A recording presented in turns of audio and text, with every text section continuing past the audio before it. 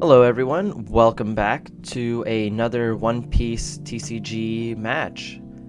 This is actually the final match that happened right after the Enel match, so that's why the camera's a little tilted, but I'm gonna try to fix that post like right here. Let's see if that does any better. But yeah, this is the final match versus Nami. This is my friend Scrapduck on the left, I'm on the right, still playing the purple Luffy, he's got blue Nami.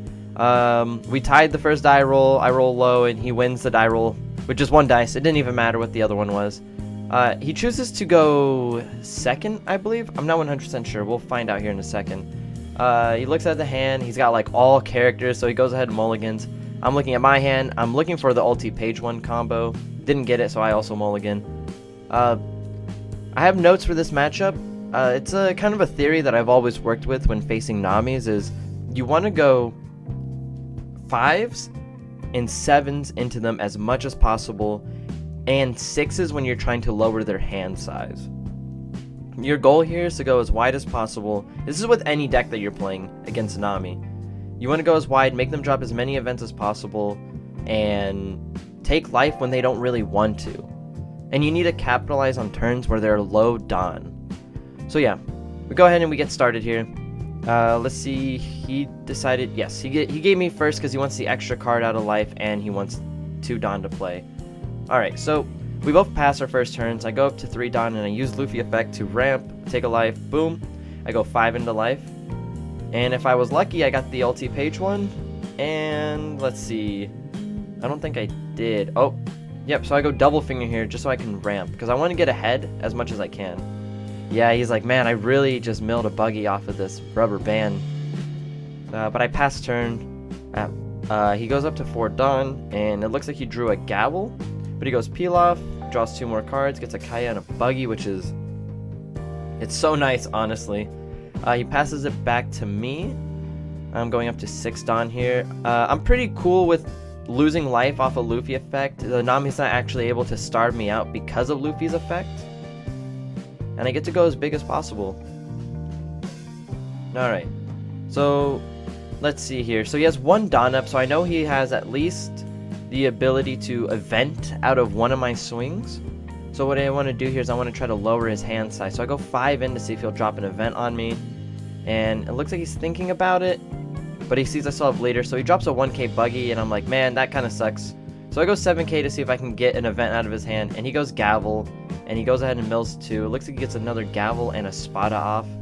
I go ahead and drop the kid, so that way if I lose any Don, I'll be getting it right back. Because again, I want to do as many swings as possible, so keeping as much Don up as much as I can is the best thing to do here. And again, I'm building a board so that way I can swing multiple times. He buggies and he gets a All-Stars off of it, and then he goes Kaya and he drops a Daz Bones and an All-Stars off of that. Pretty good. Having All-Stars is nice in the deck because you get to basically just have a free discard and a good trigger. But the bad part is, if you draw them, it kind of sucks because you want them in life. So I go 5. Oh no, I'm unresting here. Oh, he was passing his turn. Okay, he's passing his turn with 4 Don up. I'm taking a look at what I can actually do here. I'm at 10 Don. I go ahead and I drop a Kaido here. And I pop the Kaya because I don't want him to bounce any Kayas back to hand. It's a good thing to actually play around is any like overheats, or if you can clear a Kaya to make their brick fists dead. It's just a good tempo because you don't want them to recycle these Kayas as much as possible. He Spadas and restacks the order with my 5k swing. I swing 6 in, see if I can get a 2k event out of hand, and I do. I get a rubber band. And I go Luffy effect, and I go 7 in, because he can't really 2k event out of this, and I have a Kaido swing coming. So he goes ahead and he takes this, it's a Love Love Mellow, and he takes the 10k swing, but gets a Deathwing trigger to put the double finger back in hand. Oh, but he decides to take it back, which is fine, because I think he doesn't want me to ramp more, and he would prefer me to actually commit Don into swinging the double finger. I go ahead and I pass turn here. A little bummed that I lose the swing, or that I lose the kid, because I get hit by these Deathwings all the time off life, and I'm just like so frustrated with them, honestly. I do this matchup a lot.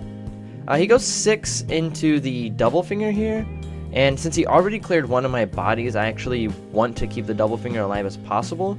So I give him 3k with a Frankie and a Uta, and I draw for turn. He has all of his Dawn up here, and I'm like, man, I have to do something. Like, I can't. He has too much Dawn up and too many cards in hand for me to do small swings. So I go ahead and I'm thinking about it, and I'm like, man, what do I want to do here? I go 6 to force a counter out of hand. That's what I'm looking for. I need to get rid of cards in his hand, but I don't want to make him use any events that actually make him go up much. So I go 6, forcing a rubber band out. And I'm like, alright, he's got 3 cards in hand. I have to just do another 6, that's all I can really do. So I go 6 in with Luffy after dropping the kid and using the kid effect, and he goes mellow and he draws a card. And then I go 10, and I'm like, man, I want him to take this, but there's no way he can't with all that Dawn up, right? So he gavels, and then he Deathwings. And he gets to draw 2 off the Deathwing, and he actually gets to counter out of the Kaido swing. But I did get him down to no cards, but now he's back at 3.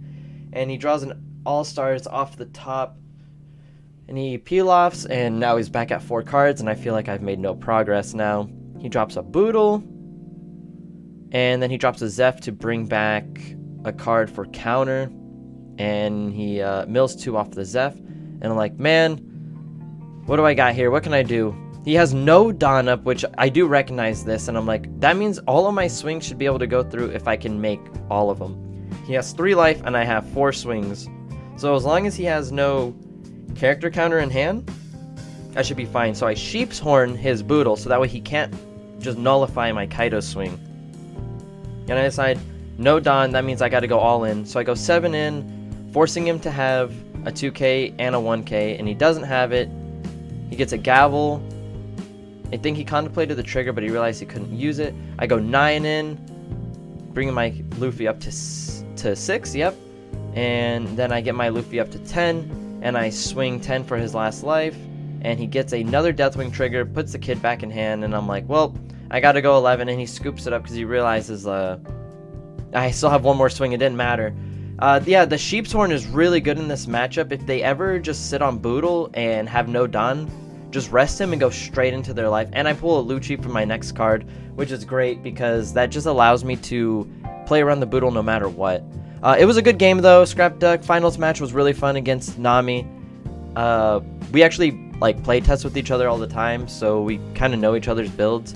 But I did put in those Sheep's Horns and those Luccis in, and just like kind of last second for the finals.